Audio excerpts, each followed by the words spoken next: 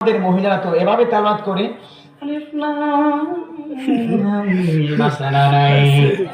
মহিলারা কি রাগ করছে নাকি আল্লাহ মাল? আমি আসলে ভাই কাউকে ভাঙানোর উদ্দেশ্যে বলে নেই, বাস্তবতা এমন হয় কি হয় না যে কোরআন তেলাওয়াত করতে গেলে বিবাহ শাদী চাওয়ার জন্য মানে কি পরে বোঝায় জানা, তো পিছন থেকে বাড়ি সাহেবরা বলে জামাই সাহেব আজকে যদি সবকিছু ইন্টারভিউ নিয়ে নেন তো বাকি দিন করবেন কি, এই সেই বলে আর কোরআন তেলাওয়াত শুদ্ধ করে পড়ার সুযোগ হয় না, ঠিক কিনা? আসলে যদি কোরআন তেলাওয়াত পড়তে পারে না সেই গুমর ফাঁস হয়ে যাবে। এই জন্য পিছন দিকে কি ডায়লগ মারে যে আজকে যদি সব ইন্টারভিউ নিয়ে নেন তো বাকি দিন করবে কি, আছে না নাই? প্রিয় ভাইরা আমার, কোরআন হচ্ছে আমাদের সম্বল। এই কোরআন কাল কিয়ামতের ময়দানে আল কোরআন হুজ্জাতুল লাকা আও আলাইকা, কারোর জন্য সুপারিশ করবে, কারোর জন্য আবার মামলা দায়ের করবে। কাদের জন্য মামলা দায়ের করবে? নাম্বার 1, যারা কোরআনকে বিশুদ্ধভাবে তেলাওয়াত করতে শিখে নেয়।